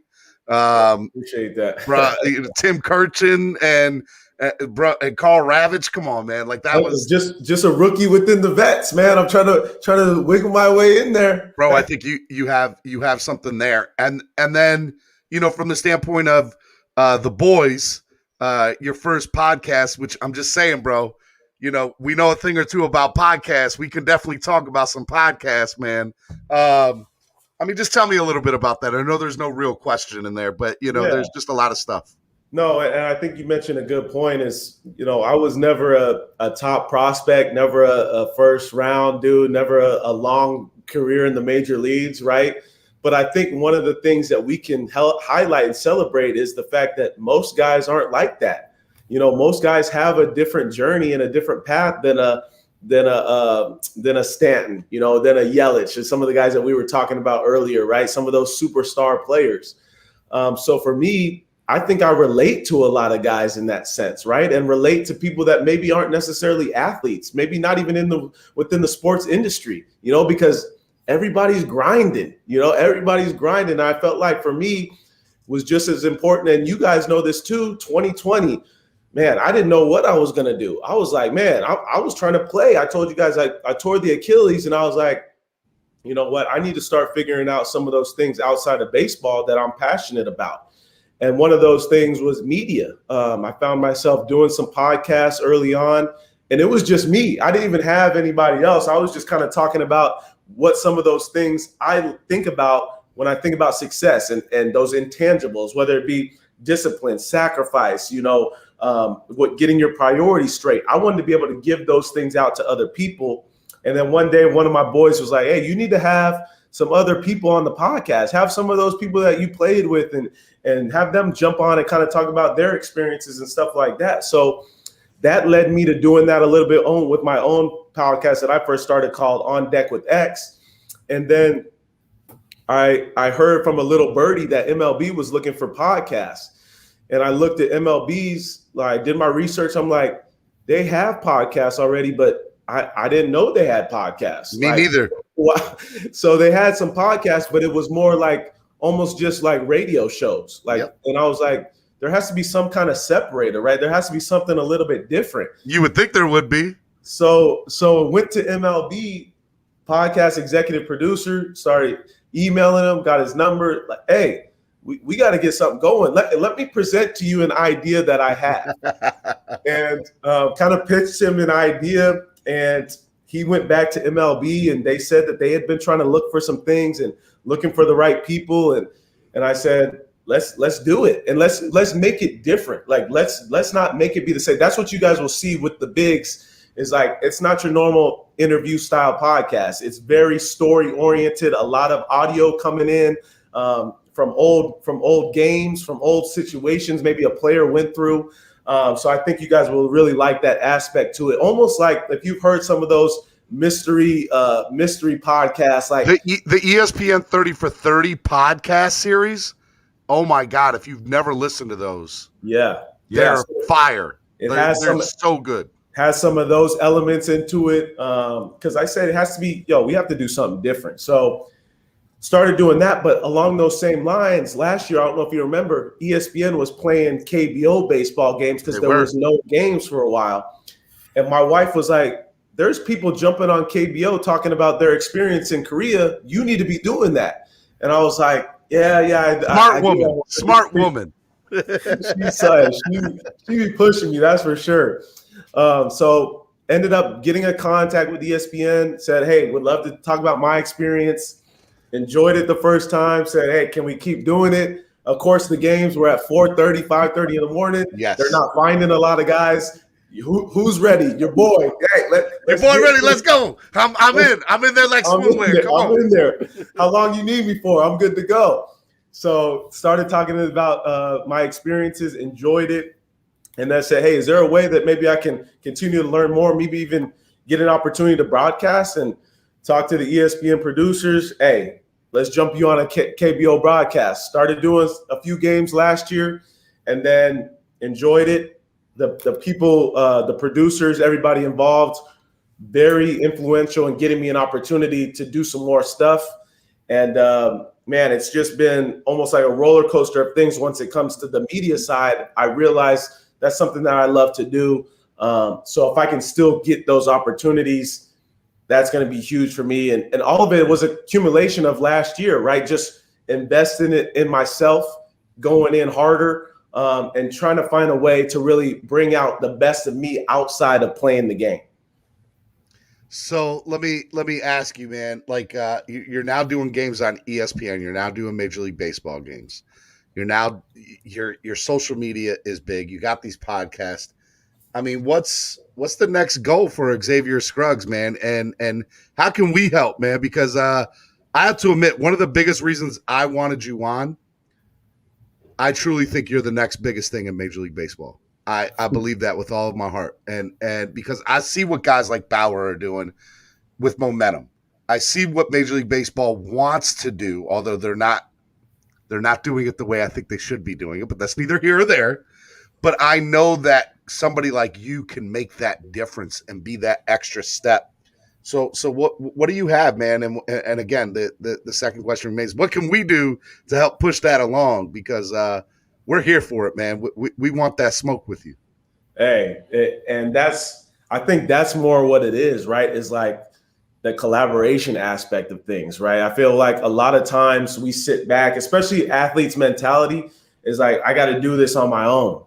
No, I got to get whoever I can and bring them in and do it all together. So for me, it's about building a team and saying, hey, how can we take over this MLB thing? And what it is doing what you guys are doing, sitting down, being able to bring out those issues, raw, unfiltered, talking about, MLB and what they need to be doing. Those are the people I want to connect with to build that team and say, hey, let's make some change here in the future. I don't know exactly what that change may look like, but I know I want to be a part of it. I know I want to be able to have an influence in it, a voice in it. So if I'm able to do that, I will try to find everybody to connect with to be able to do something like that, because I'm all about, building a team within that everybody has some of those common things that they want together. So those are the things I want to do to be able to do to go forward in the future. I don't know what exactly that looks like, but if there's one thing I know is you have to use the influence that you have to impact other people. Like you can't just keep it within yourself. I know you guys, that's why you guys have this podcast. You guys have to let other people know your thoughts, opinions, because that stuff can affect the world. And a lot of times we don't know how much it can affect people. But if we get one person that just the one right person that can take something away from it, it can be huge. So for me, it's about building, man, and trying to figure out what that next step is. I don't know what it is, but let's build. Let's do it together. Hey, man, I'm with you. I want that smoke, man. Cameron, what else you got for this man? Hey, man, it's the pebble in the palm theory, right? You know, all it takes is one, and that ripple effect, it could have major impacts, and it's pretty cool to see when it does. Speaking of your future, you know, you've got this position with the Cardinals, and you say that it's, you know, pretty much you're primarily the only one in the baseball organizations with this position. What about taking this to, you know, the Major League Baseball level with Mr. Epstein in the new office up there? Yeah, I mean, those are some thoughts that I definitely thought about because, you know, I would love to have impact on multiple organizations. And I think that in order for me to get to that level, if that's something that I want to do, I got to be able to continue to learn. And you guys know, for me, being out of Major League Baseball for the past, I want to say 5 years. So being out of that, I need to be able to learn, okay, let me dive into this culture, right? Let me get back in and figure out not just the Cardinals, but MLB. That's why I also want to do so many things when it comes to ESPN, Major League Baseball, MLB Network Radio. I want to be immersed in the culture. That way, if I do have an opportunity later on in time with Major League Baseball to make some more impact, to be able to bring some more to the table, I'm ready. I've taken my notes. I've learned as much as I can. I've talked to you guys. You guys have an outside idea as to what you guys see. Hey, this is what I learned from the outside looking in. You know, whether it's Miami's organization, whatever organization, I want to be able to learn as much as possible. That way, when that time comes, I'm ready. I feel like a lot of times as people, you know, we sit back and we point and say, man, I know I can do it better than that guy. I know I can do it better than that guy. That's why I started this, man. That's why I started the podcast network on Miami Sports Music. So a little bit of background here so you kind of have a little bit of understanding. Miami Sports Music was started by a rapper down in South Florida named Solo D. Shout out to Solo. Solo did, I don't know if you're a college football fan, but you remember the Turnover Chain song? Yes, sir. Yes, sir. That's Solo. Okay, so Solo's my brother. And he started doing this a little over a decade ago. And we're big Dolphins fans. And so a majority of our fan base are Dolphins fans, right? So that's why you're seeing me with that DWA hat, Dolphins with attitude. And so there's just so many things. And so about 6 months ago, we decided, I decided that, I've always been in radio or had some sort of background in it and wanted an opportunity to create a platform for fans. For fans to be able to, like, it's one thing for local radio or national radio. And there was just so many things that bothered me that people wouldn't like, there's no reason for me not to have you on for an hour with the exception of your time, right? To get into detail. Why am I just having you on for one 15-minute segment? It's not good enough. Like, you have way too much to offer and talk about, right? So I'm looking at all that and I'm like, you know what? I can just do my own thing. So I sat and I came up with the Miami Sports Music Podcast Network. And now we're growing into, I'm on 2 or 3 hours a day every morning with a morning show called Clock Blockers. We're hoping to get, we got other things in the works. But we also have podcasts. We're come July, we're dropping like 5 new podcasts. Wow. And so it's just, this is all started because I'm a fan and I want to see something different from a fan's perspective. And then, look, the fans that are in the chat room right now are absolutely amazing and supportive. Not all of them are the biggest baseball fans, but they'll support the fan from a standpoint of, hey, man, whatever it is that you're doing, I want to be involved in it, and you're different. So that's why I wanted to do it. And again, to not sound like an echo, bro, I see what you're doing, man, and I want to, like, be a part of that. Like I don't think you understand how big of an influence that you have an opportunity here to influence the game, players that are currently in the game, the fans. You have a relationship with the biggest market, the media market for Major League Baseball, ESPN. Nobody in baseball is better positioned than you right now to make a difference. I promise you that. There's nobody. And I appreciate that, and I feel that too. And that's kind of what keeps me grinding as well. And I think you mentioned something important, and it was like you building kind of your own thing, right? And going in on that, because a lot of times we can sit back and say, yo, I can do that, or I want to do that. But to put the foot forward and go do it, and to invest in yourself, invest the time, the money, the resources.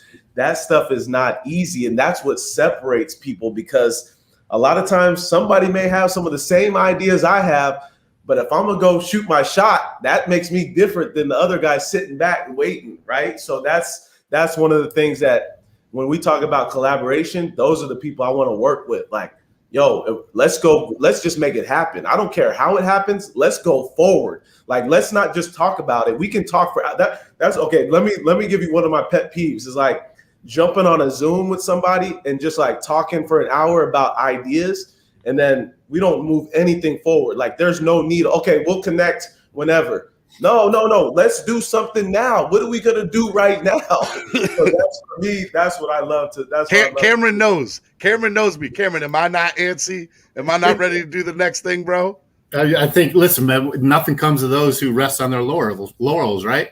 Like during our talk here, I've been texting Steve on the background, like, hey, like we got to have our booking agent get him on like once a quarter, because as we grow, like your message is something we want to support at Miami Sports Music, and as our reach, keeps expanding, I think it could be nothing but good for you. Hopefully, you see the value in that as well, and hopefully, this is the best damn podcast you've ever been on ever. Even though it's a YouTube channel. Hey, for real, this is up there. I can't even compare it, because it's been a different dynamic, right? So you talk about the positivity. What is it? I got you, man. Hold up. I got you. Let me bring it onto the screen. Here we go. It's Spread Kindness Friday. Yeah, that's Spread Kindness Fridays, bro. And the quickness with it, you already were reading my mind. You knew what I was talking about. I knew where you were going. That's what I love, man. That's all I'm about. Because all these graphics and everything I did till like 3 a.m. this morning, trying to make sure we were ready to go, bro. Hey, I love that. That's a big part of it, right? It's like, we can be able to, have an influence, especially as athletes, as media people, whoever it may be. But if we're not doing it positively, what's the point, man? What if I'm getting all these followers? Hey, I'm all for followers. Get your followers up. But if I'm not leading my followers anywhere specific, what's the point, man? What's the point? What is it? What am I doing if I'm just using my social media, posting captions of Drake lyrics, right? No. First of all, I see now you brought it up. I'm gonna bring it up now. You did it. You did this to yourself. You look like and sound like Drake, right? You do. Oh, man, all I can think of is the State Farm commercial, man. That's all I can think of talking to you this morning, bro. Listen, I get Dexter Fowler. I don't get Drake. Hey, I got Dexter Fowler a lot too, man. I got. No, you're 10th. Love Dex, but Xavier Scruggs is where it's at, man. All right, last thing before I wrap you up, bro. Tell people where they can find you on social media and some of the stuff you have coming up big. One more time. Hit me up on all the platforms, Xavier_Scruggs, Instagram, Twitter, TikTok. I'm on that TikTok, baby. You better believe it. Hit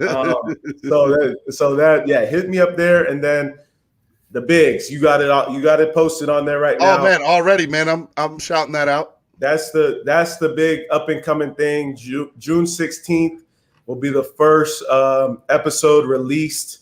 And I believe the first episode is with Jack Flaherty. A little teaser about that one. A guy that he thought about quitting baseball at some point in his life. And you have to hear the story behind that.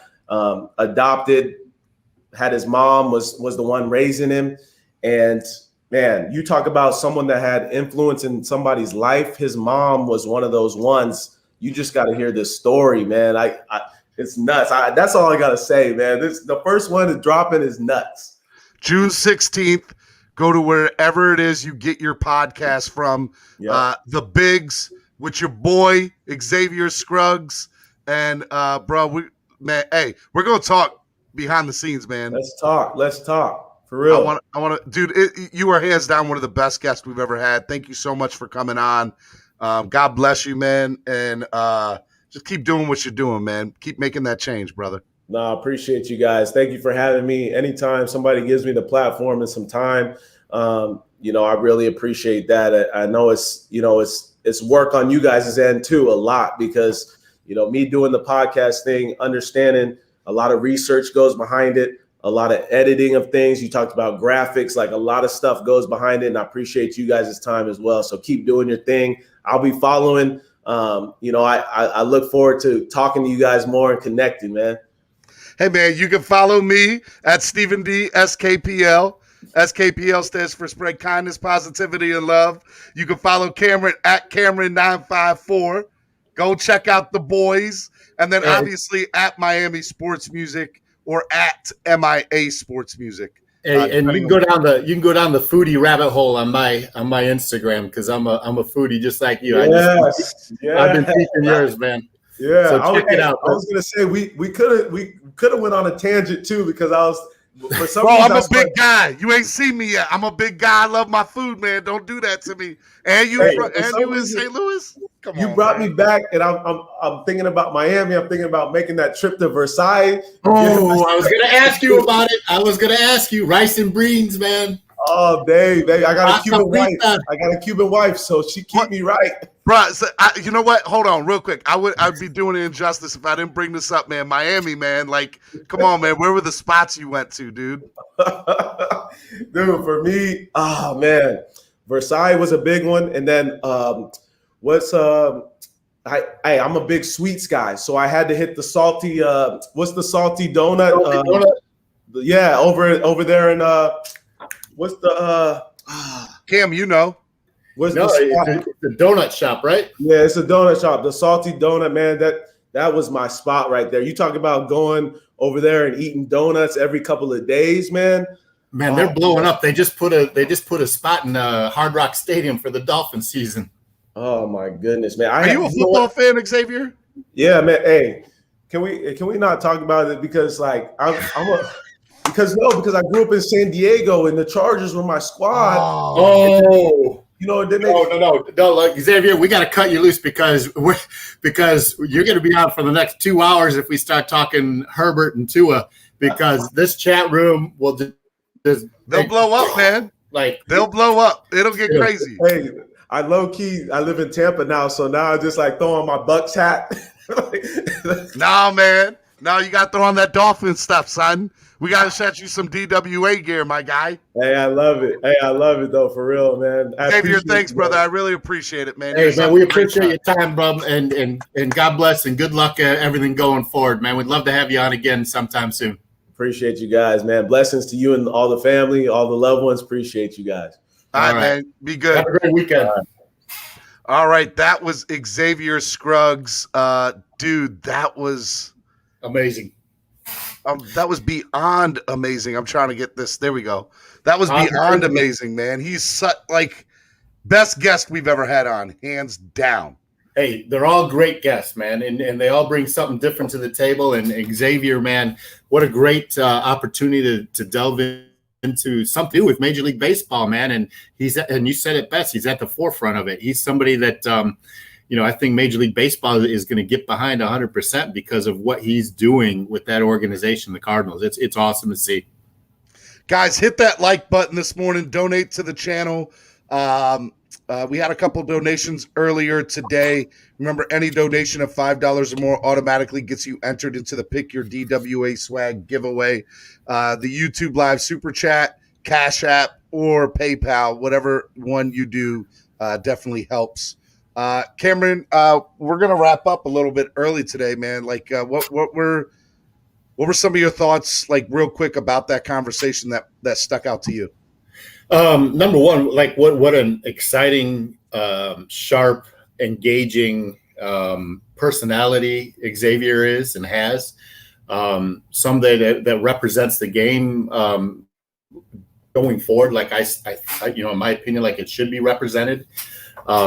Just and somebody who fits, our mission here, Positivity Fridays, just spreading the good juju, good vibes. That's right, man. Hashtag Spread Kindness Fridays.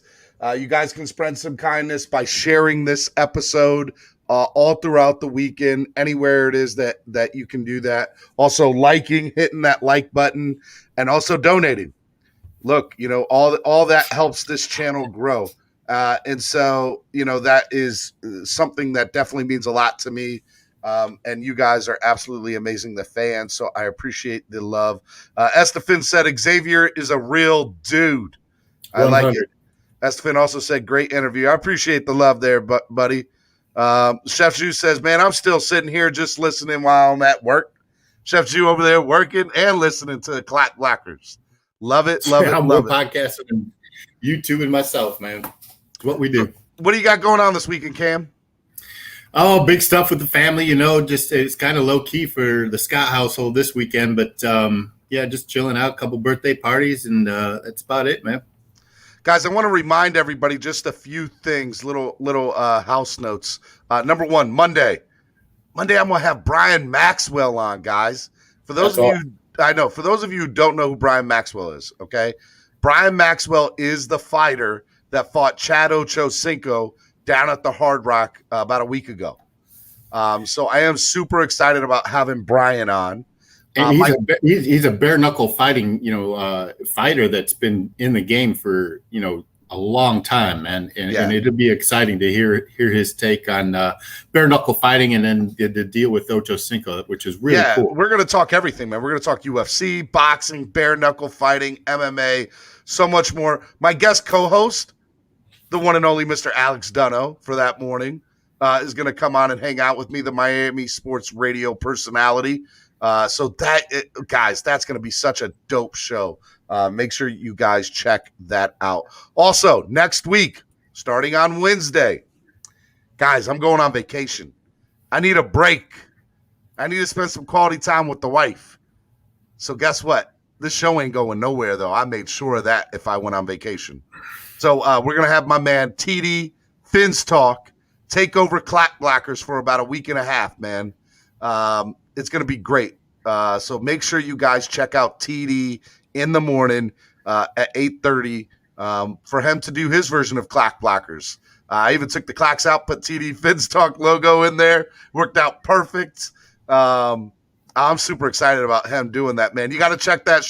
You're going to be on with him 2 weeks in a row. That's right, man. Looking forward to it. That's going to be a good time. I think you're going to have a real good time. Hey, man, I can't wait to get M calling in TD Foolish Talk. Listen to him already stirring the pot, you guys. Dude, it's going to be great time. Look at I see you see M in there. What's up, M? Rob G said, "Good morning, Finlaws. Love it. Look, man. Brandon said, "What an episode." I appreciate that, man. This is. Look, I want to be able to give you guys what you guys want, and I understand a lot of you guys are Miami Dolphins fans, and we're going to do a lot of Miami Dolphin content. But today and on Monday, to be able to do different things like baseball and also stuff like fighting or mixed martial arts and combat sports. Oh God, I'm just super excited about being able to do stuff like that because there's just so many different stories and things that you've heard. To hear Xavier's story today about being in the minors for 7 years and the long bus rides. I mean, come on, man. All that stuff is great. And then to hear his, hey, I got the call and I called everybody and it all fits Spread Kindness Friday, man. And we got to continue to do that every Friday, bringing on guests every Friday that's, have that positive message. Guys, remember, Spread Kindness Fridays. Today's goal was 100 likes. Hey, we didn't get there live, but that doesn't mean we can't get there. So let's still, share this thing. Get the 25 single donations. We're at 2 donations for the day. We can get 23 more donations by the end of the day. I'm not doing it live with y'all, but hey, bro, we can do it. Any single donation of $5 or more gets you automatically entered to pick your DWA swag giveaway. So I am super excited about that. Guys, use the hashtag Dolphin Chat, hashtag Clock Blackers. Also, if you guys like the show this morning, use the hashtag Marlins Chat, hashtag Clock Blockers, because we had a lot of really cool stuff going on with that today. Brah, I think this is it, man. This is where we do the peace out. Real quick. Yeah. I think Rob Gosford won the prize last the East 32, right? Yes, Rob. Double check and make sure, but I'm pretty sure he did. Yeah, he did. I just need to know what size, Rob, you are. What size shirt? Rob, that's all you. You can do that now. Why he got you up here? That's right. Dude, we gotta get Xavier on more. Like, he was so dope. Yeah, let's talk about that, because maybe a quarterly thing with him, it would be pretty cool. All right, I'm looking it up just to make sure it is him, which I'm pretty sure. He said medium. Okay, I got you, Rob. I'll send it out tomorrow. Right. My guy. I told you guys, we're sending it all out this weekend, so appreciate it. Guys, it's been AB says Rob wears small shirt. He said medium. Can I get a size medium, please? Guys, I love you. It's been a great hashtag Spread Kindness Friday. It's been a great hashtag Spread Kindness Friday with, oh, look at Rob with the $5 donation coming in. Way to end the show on a positive note. End the show there, Rob. I bet you know nobody get $5 in one. See, I'm not going to do it with Cameron up here. I ain't going to have Cameron up here for hours like I've been. Dolphin Don says, thanks for the vibe, Stephen, Cam, and also X. Guys, I appreciate it. Please share the show. That's the only way this thing grows, if you guys share it and like it. So I need you guys to share this thing everywhere this weekend. Saturday and Sunday, y'all got jobs around here, and that's to spread this show, man, or any of the shows we had this week. Because they were great. The ones with Richmond Webb was awesome too. So I love you, bro. Brandon said, what did Brandon say? I think this is a great way to end it. Share this show. Best episode to date. Love it. Hey, love it. Getting better every day. All right, guys, y'all be good. As I try to say, spread an act of kindness today, whether that's in a phone call or a text message. You never know what somebody's going through. And sometimes the littlest thing as, hey, how are you? I miss talking to you, can brighten somebody's day. It really can. You never know. We have all lost loved ones to mental health. And unfortunately, I know I have lost friends to suicide just because they didn't know that there were other people that were there that care about them. And so that's why I do Spread Kindness every Friday, because I just want all of you to know that somebody is there that loves you and is always there to listen. And that's what we do here, man. You never know what somebody's going through. You could be in a grocery store and the person in the cereal aisle just looks down and depressed. And you could be like, look, I know this is weird, but I've given strangers hugs because I've just seen people just like they're not in it. You could tell sometimes. You can look at somebody and just see they're not in a good place. So I want to make sure. Spread kindness. Yeah, man. Make sure you guys do that. All right, guys. I love you all. Y'all be good. Hashtag Fins Up. Check out the show on Monday morning with Brian Maxwell. I might even have a big surprise for Dolphin fans on Tuesday. So follow me at StephenDSKPL for that announcement if that comes through. Big Dolphin, former Dolphin player, hopefully we'll have on Tuesday. Nothing's official yet, so I'm just hoping that comes through. So, Cameron, where can they find you at, big homie? Hey, Cameron954 on all platforms, East 32 Fins Tailgate on Twitter, and then Dolphins Tailgate, East 32 Dolphins Tailgate on Facebook. I got to change your graphic, man. I have your graphic wrong. See? Look at me. I wrote it down. All right, brother. I love you, man. You're the best, and I will talk to you later, my guy. Right on, man. Have a great weekend. You too. Peace out. Peace up. Y'all be good.